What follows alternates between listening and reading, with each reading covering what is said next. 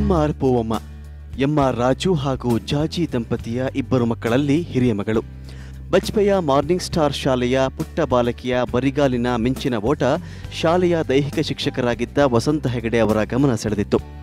ಆಕೆಯನ್ನು ಸಾಧ್ಯವಾದ ಕ್ರೀಡಾಕೂಟಗಳಿಗೆಲ್ಲ ಕರೆದೊಯ್ದು ಸ್ಪರ್ಧಿಸುವಂತೆ ಮಾಡಿದರು. ಒಮ್ಮೆ ಬಂಟ್ವಾಳದಲ್ಲಿ ಪ್ರಾಥಮಿಕ ಶಾಲಾ ಮಕ್ಕಳ ಕ್ರೀಡಾಕೂಟದಲ್ಲಿ 200 ಮೀಟರ್ ಓಟದಲ್ಲಿ ದ್ವಿತೀಯ ಸ್ಥಾನ ಪಡೆದ ಬಾಲಕಿಯ ಓಟ, ಆಕೆಯ ಎತ್ತರ ಹಾಗೂ ವೇಗ ಅಥ್ಲೆಟಿಕ್ ಕೋಚ್ ದಿನೇಶ್ ಕುಂದರ್ ಕಣ್ಣನ್ನ ಆಕರ್ಷಿಸಿತು. ಕುಂದರ್ ಆಕೆಯಲ್ಲಿ ಅದ್ಭುತ ಓಟಗಾರ್ತಿಯನ್ನ ಗಮನಿಸಿದ್ರು. ನಂತರ ದಿನೇಶ್ ಕುಂದರ್ ಅವರ ಗರಡಿಯಲ್ಲಿ ಪಳಗಿದ ಆ ಪುಟ್ಟ ಬಾಲಕಿ ಈಗ ವಿಶ್ವಮಟ್ಟದಲ್ಲಿ ಗುರುತಿಸಿಕೊಂಡಿರುವ ಚಿನ್ನದ ಹುಡುಗಿ ಎಂಆರ್ ಪೂವಮ್ಮ.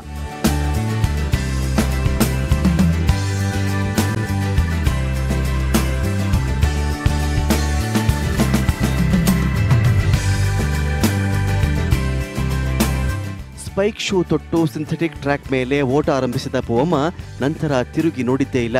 ಅಲ್ಲಿಂದ ಶುರುವಾಯಿತು ಪೂವಮ್ಮರ ಚಿನ್ನದ ಪದಕಗಳ ಬೇಟೆ.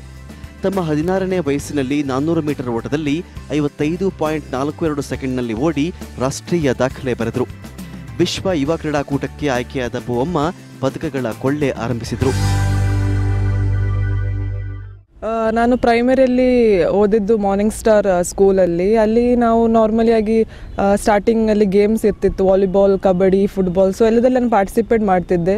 ಕಬಡ್ಡಿ, ಫುಟ್ಬಾಲಲ್ಲಿ ಸ್ಟೇಟ್ ಲೆವೆಲ್ವರೆಗೆ ಹೋಗಿದ್ದೇವೆ. ಮತ್ತು ಅದರ ಮೇಲೆ ನೆಕ್ಸ್ಟ್ ಬರೋದು ಅಥ್ಲೆಟಿಕ್. ಸೊ ಅದರಲ್ಲೂ ಹೇಗೆ ನಾನು ಗೇಮ್ಸಲ್ಲಿ ಪಾರ್ಟಿಸಿಪೇಟ್ ಮಾಡ್ತೇನೆ, ಅಥ್ಲೆಟಿಕ್ಸಲ್ಲಿ ಪಾರ್ಟಿಸಿಪೇಟ್ ಮಾಡಿದ್ದೆ.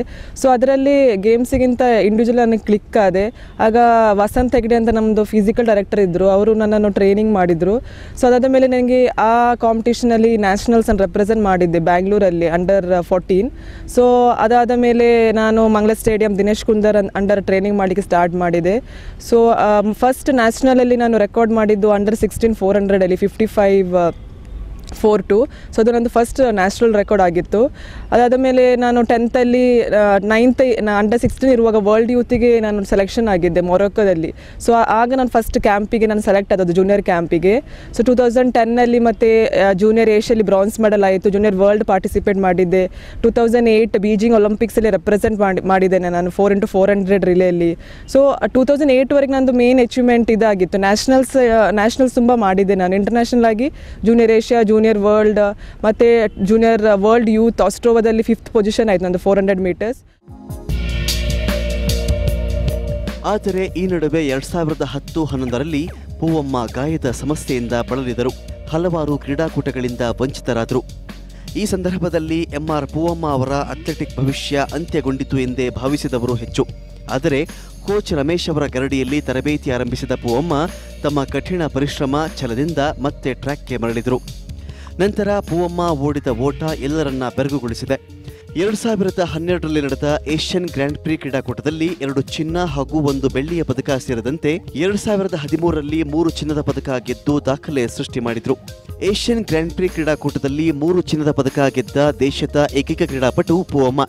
2014ರ ಏಷ್ಯನ್ ಗೇಮ್ಸ್ನಲ್ಲಿ 400 ಮೀಟರ್ ಸ್ಪರ್ಧೆಯಲ್ಲಿ ಕಂಚಿನ ಪದಕ ಹಾಗೂ 4x400 ಮೀಟರ್ ರಿಲೆಯಲ್ಲಿ ಚಿನ್ನ ಗೆದ್ದು ದೇಶಕ್ಕೆ ಹಾಗೂ ರಾಜ್ಯಕ್ಕೆ ಕೀರ್ತಿ ತಂದರು.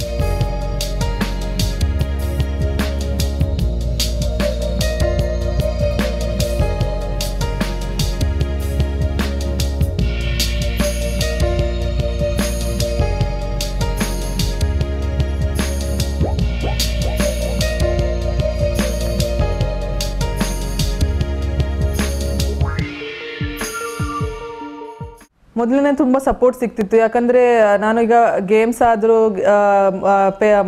ಡ್ಯಾಡಿ ಆಗಲಿ ಮಮ್ಮ ಎಲ್ಲರೂ ಸಪೋರ್ಟ್ ಮಾಡಿದ್ರು. ಮತ್ತು ನಾನು 8th ಹೈಸ್ಕೂಲ್ ನಾನು ಕೆನರಾ ಸ್ಕೂಲಿಗೆ ಬಂದಿದ್ದೆ. ಯಾಕಂದರೆ ಅಲ್ಲಿ ಪ್ರಾಕ್ಟೀಸ್ ಮಾಡಲಿಕ್ಕೆ ಅಷ್ಟು ನಮಗೆ ಆಗ್ತಿರಲಿಲ್ಲ. ಒಂದು ಲೆವೆಲಿಗೆ ತಲುಪಿದಾದ ಮೇಲೆ ಸ್ವಲ್ಪ ಅಡ್ವಾನ್ಸ್ಡಾಗಿ ನಮಗೆ ಟ್ರೈನಿಂಗ್ ಬೇಕಿತ್ತು. ಮತ್ತು ಡ್ಯಾಡಿ ಇಲ್ಲಿಗೆ ಮ್ಯಾಂಗ್ಳೂರಿಗೆ ಶಿಫ್ಟ್ ಮಾಡಿದ್ರು. ಅವರು ಯಾವಾಗಲೂ ಅಪ್ ಆ್ಯಂಡ್ ಡೌನ್ ಅಲ್ಲಿ ಬಜ್ಪೆ ಏರ್ಪೋರ್ಟಲ್ಲಿ ವರ್ಕ್ ಮಾಡಿದ್ರು, ಅಲ್ಲಿ ಹೋಗ್ತಾರೆ. ಮತ್ತು ಅಮ್ಮ ಆದರೂ ಎಲ್ಲ ಕಾಂಪಿಟೇಷನ್ಗೆ ಬರ್ತಿದ್ರು. ತಮ್ಮ ತುಂಬ ಎನ್ಕರೇಜ್ ಮಾಡ್ತಾನೆ. ಏನು ಇಂಜುರಿ ಬಂದರೂ ನಮಗೆ ಎಲ್ಲರೂ ಪೇರೆಂಟ್ಸ್ ಎಲ್ಲರೂ ನನಗೆ ಪ್ರೋತ್ಸಾಹ ಮಾಡ್ತಾರೆ. ಅಂದರೆ ಇಂಜುರಿ ಬಂದರೂ ಪರವಾಗಿಲ್ಲ, ಅದನ್ನು ನಾವು ಫೇಸ್ ಮಾಡಿ ಇನ್ನು. ಯಾಕಂದರೆ 2012ಅಲ್ಲಿ ನನಗೆ ಇಂಜುರಿ ಬಂದಿತ್ತು. ಸ್ಪೋರ್ಟ್ಸ್ ಸ್ಟಾಪ್ ಮಾಡುವ ಹಾಗೆ ಇಂಜುರಿ ಇತ್ತು. ಯಾಕಂದರೆ ಅಷ್ಟು ಮೇಜರ್ ಇಂಜುರಿ ಇತ್ತು. ಆದರೆ ನನಗೆ ಸಪೋರ್ಟ್ ಆಗಿ ಎಲ್ಲರೂ ನನಗೆ ಸಪೋರ್ಟ್ ಮಾಡಿದ್ರು, ಪೇರೆಂಟ್ಸ್ ಆಗಲಿ, ನನ್ನ ಕೋಚ್ ಆಗಲಿ, ಮತ್ತು ಒಬ್ಬರು ಫಿಸಿಯೋ ಇದ್ದರು, ಅವರು ನನಗೆ ತುಂಬ ಸಪೋರ್ಟ್ ಮಾಡಿದರು. ಸೊ ಅದಾದ ಮೇಲೆ ನಾನು ಏಷ್ಯನ್ ಗೇಮ್ಸ್ ಪಾರ್ಟಿಸಿಪೇಟ್ ಮಾಡಿದ್ದೆ. ಅಲ್ಲಿ ನನಗೆ ಬ್ರಾನ್ಸ್ ಮತ್ತು ಗೋಲ್ಡ್ ಸಿಕ್ತು. ತುಂಬ ಖುಷಿಯಾಯಿತು, ಪೇರೆಂಟ್ಸಿಗೆ ತುಂಬ ಖುಷಿಯಾಯಿತು. ಮತ್ತು ಇಲ್ಲಿ ನಮಗೆ ಏಷ್ಯನ್ ಗೇಮ್ಸ್ ಆಗಿ ಬರುವಾಗ ಏರ್ಪೋರ್ಟಲ್ಲಿ ನನಗೆ ಎಲ್ಲರೂ ಸ್ವಾಗತ ಮಾಡಿ ಬಂದಿದ್ದರು. ಅಭಯ್ ಚಂದ್ರನ್ ಜೈನ್ ಆಗಲಿ, ಸೆಕ್ರೆಟರಿ ಆಗಲಿ, ಎಲ್ಲರೂ ತುಂಬ ಎನ್ಕರೇಜ್ ಮಾಡಿದ್ದಾರೆ.